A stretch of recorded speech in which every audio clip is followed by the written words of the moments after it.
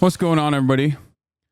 I hope everyone's having a fantastic evening, fantastic afternoon, fantastic pre-noon, no matter where you are in the world. I'm Hassan Piker, and this is the Awesome broadcast coming to you live from sunny Los Angeles, California, folks. We're live and alive, and I hope all the boys, girls, and Emmys are having a fantastic one because today's a beautiful day. Today's a wonderful day. Today is the day. It's E-Day. It's D-Day. It's Election Day, folks. We are live. We are alive. And I hope everyone's having a fantastic one. This is part of the broadcast where I tell you about my personal news about what's going on in the world of Hassan. I'm a Piker in between the time period where I press the stop streaming button and press the start streaming button. We had like a 10-hour broadcast yesterday. And I was like, you know what? I'm going to chill out a little bit. And that's precisely what I did. I watched Dandadan, which was fantastic. And then after that, I went to bed, woke up early, and I had my regular ass day. For those of you who don't know, I know it's a special day for a lot of people, especially for someone like myself, considering that this is, it's like my Super Bowl. I'm a political commentator. This is when a lot of people start tuning in directly when the election is happening. But here, started the morning with this.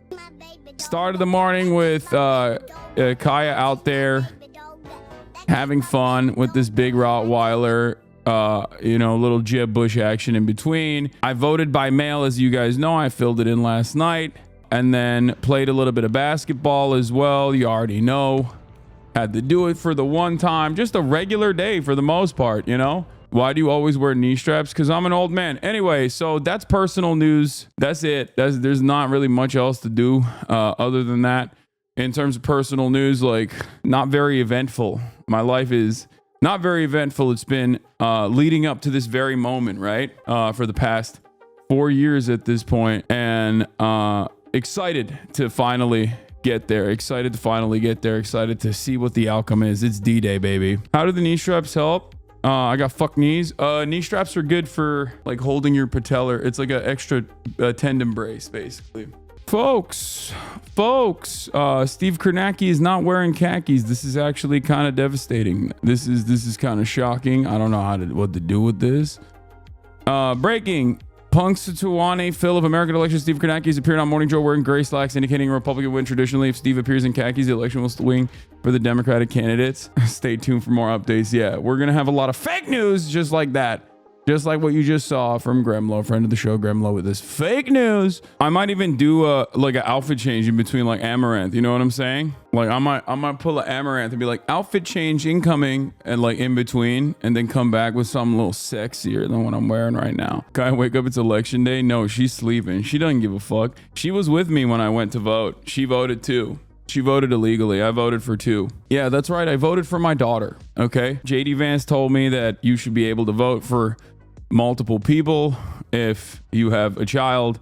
And as you guys know, I have a child. I heard different about Kaya's vote. This is fake news. Once again, this is election misinformation. I'm going to be issuing a context note on this one. Do you think a lot of people will order a lot of pizzas for delivery today? I'm a pizza delivery guy, and right now it's slow, but I want to know your projection. Yes. That's a very funny question, but yeah, for sure. Later in the night, I think when people start like watching and tuning in, because right now, we got all the freaking losers in here, okay? Losers like you and losers like me. People who care about this stuff that have been, following this literally nonstop for every single day for the past 4 years. All the people that are going to be like, what? The election is happening? Let me just check in with my favorite commentator, Hassan Piker. That's going to come in later in the night. That's going to come in like, in the afternoon, late into the afternoon. Update on the concubine guy. So apparently some stuff on social media had come up because I made a comment about Harry Sisson, who might be the most beta male on the planet. He and 3 or 4 of his cunty little friends got together and they put out a thing that said, real men vote for Harris. Dude, this is crazy. I can't believe this man is like quintupling down. I've never seen something like this before in my entire damn life. This is the guy who claimed he killed bin Laden. I don't know how you feel confident enough to behave like this. It just don't, it makes no dang sense, man. It makes no dang sense. He also follows me. Yeah, I don't know why. Robert J. O'Neill, Mick Huya, a moot of mine, a Twitter moot. He's been a follower of the Hassan broadcast in perpetuity in quite some time. So I don't know why he has done that. Maybe he wants to eat me and have sex with me as well. seemingly he has come out on Twitter as a gay cannibal, a gay rapist cannibal, which is really weird. It's a really weird thing to just openly admit for no fucking particular reason. I don't really understand why any dang person would be doing the dang thing, but he's done did it. This man, who was part of SEAL Team 6, his claim to fame is, shooting Osama bin Laden, and many of the other SEAL Team people have said that, they've called into question whether that's real or not, was saying he's going to eat and also rape these young boys for the crime of being pro-Democratic Party, I think. He said, we're Gen Z voters and we're all proudly voting for Kamala Harris. Real men support Harris. That's what they said. You got all my favorite debate guys in here. You got Harry Sasson. And then you have this fucking weirdo freak being like, you're not men, you're boys. If there was no social media, you would be my concubines. Oh, Puddin, you're so sweet. That's what he said. First time I've ever seen someone quintuple down on telling everyone that they want to sexually assault young boys. I don't know what's happening with this guy, but there's a real crisis within the conservative movement, I think, lately. That crisis is almost entirely born out of the reality that they've bought Twitter and they're just like, their brain is getting perma-fried. Like on Facebook, their brains were being fried already, but that was kept in a containment zone. People under the age of 78 were not getting their news and information from there. You were not interacting with them, right? That was like the containment zone for everybody. And then Elon Musk bought Twitter and then turned Twitter into 4chan, which is like Facebook, but also more Nazi focused. It's like if your special interest is being a white nationalist nerd, then, Twitter is the platform for you now. And I think that has created this weird feedback loop for a lot of these Republicans who personally think like, yeah, no, this shit bangs. Like I got 20,000 likes when I said I'm going to sexually assault these young men. So I think other people agree with me. And it causes people to lose track of their humanity. It causes people to lose track of what they consider to be like normal behavior, because in the real world, if this man were to say such a thing to people, he would go to jail. Like literally, imagine if he walked up to a bunch of young boys who had just voted for Kamala Harris and he was like, I'm going to have sexual intercourse forcibly with you and then eat you potentially and turn you into a concubine. You would call the authorities and then he'd probably have like a very crazy suicide by cop style situation, I assume, because he's definitely not mentally well. But like it would be handled differently in the real world is my point. Like I don't think this person does stuff like this in the real world. And if he does stuff like this in the real world, there's probably some repercussions for it, whether legal or some sort of repercussion, right? At the very least, people will probably look at him and go, you're gross. You're a gross person. But this is a broader conversation about the internet. This is a broader conversation about our little hug boxes, our echo chambers that we have cultivated online. I guess what I'm trying to say is today is a day where we shall see whose echo chamber was right. Because as fans of the show who have been paying attention, tuning in and out, closely, as friends of the show that are watching might have paid attention, I personally believe that despite my criticisms, despite my anger, dare I say resentment of the Democratic Party, I have said that Kamala Harris is most likely slated to win the election today. Now, if you were to talk to your friends, your peers, especially considering that this is a under 35 heavily male dominated space, you would get a very different attitude. And that's because a lot of people who are online, or a lot of people who are communicating exclusively with one another online, or even people in our age demographic are, I think, more openly in the tank for Trump than anybody else. So that's something that you got to remember. So I think that our own personal involvement in these spaces where people are more likely to be Trump supporters kind of clouds our judgment. This is something that I try to evade every single day, right? I try to look at polls for this reason, and I try to develop a better understanding of what the broader electorate is looking at, what they are thinking about, what their anger and resentment and frustration revolves around. So we shall see. Let's take a look. So apparently some stuff on social media had come up because I made a comment about Harry Sisson, who might be the most beta male on the planet. He and 3 or 4 of his cunty little friends got together and they put out a thing that said, real men vote for Harris. I noticed their ages too, and I responded that you're not men, you're boys, and you're my concubines in the real world. And what I meant with that is, yeah, you would be.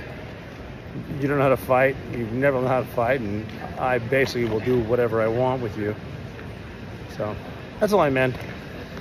Wasn't trying to insult anybody, whatever, but trust me, guys like Harry Sisson couldn't do a goddamn thing. They'd be running for guys like me to save them.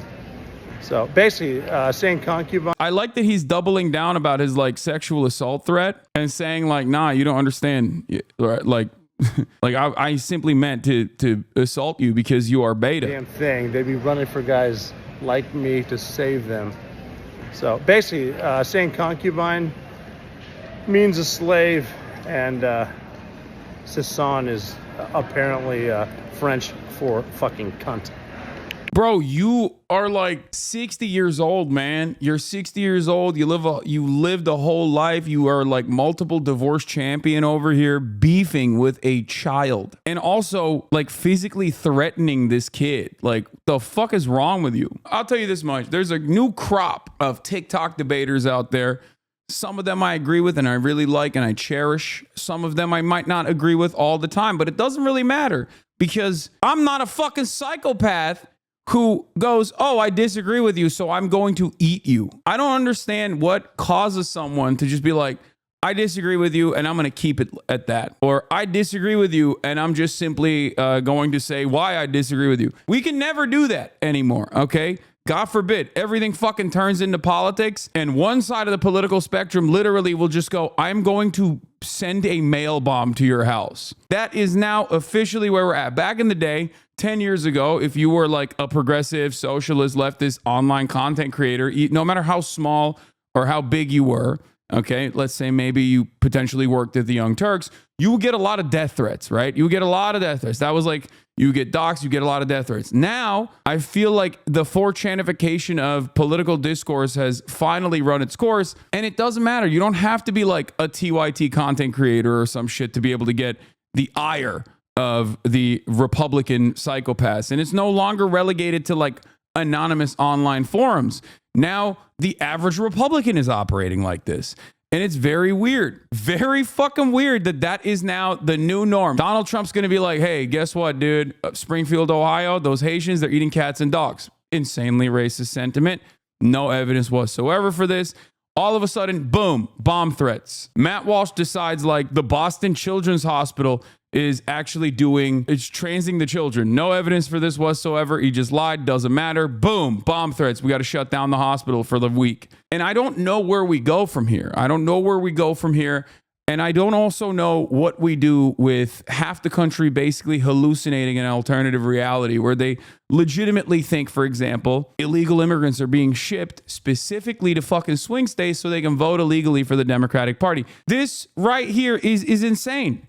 This is made up. Like, that's a made up thing. You just made that shit up. And now people believe you. Why am I saying this? Well, it goes back to the conversation I was having with FaZe Banks last night. FaZe Banks and myself had a conversation after he, said he's voting for Donald Trump. He's endorsing Donald Trump, whatever. Bold, brave, bold. And dare I say, a little bit scary. I will admit, a little bit scary. Part of the reason why he fucking said that is because he watched a Joe Rogan interview with Elon Musk. And in this interview, Joe Rogan and Elon Musk were having a conversation in which Elon Musk just straight up fucking lied. I feel like that used to mean something, right? Like, hey man, why are you lying was a thing that you could just say to the other side of the political spectrum. And then people would basically respond to that and be like, wait a minute, he's lying? Let me investigate. Now it's like, it don't matter. You could just fucking lie and there is no interest in addressing the truth whatsoever. Remember the alternative fact shit that happened under Donald Trump's leadership last time? We are now living in the aftermath of that, where no, there is literally just like two separate realities. There are two alternate realities, and half the country is hallucinating that alternate reality, and the other half of the country also has their own form of delusion, but it just doesn't make any sense. I don't know where we go from here. This is what I saw this morning and it fucked me up, dude. It really, really fucked me up.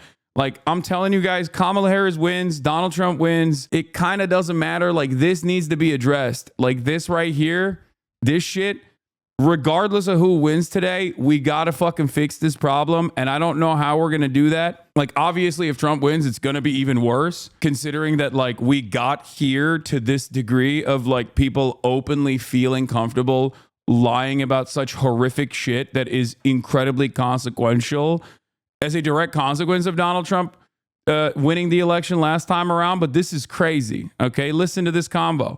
And I know this is like impacting people's brains. This is the type of shit that people respond to, including but not limited to FaZe Banks, Brother Banks himself. If the Dems win this election, they will legalize enough illegals to turn the swing states, and everywhere will be like California. There will be no escape. That is so insane. This is the final. This is it. This is the last chance. Has anybody tried to push back? And I just want to go out and vote. Vote like your life depends on it. Vote like your future depends on it, because it does.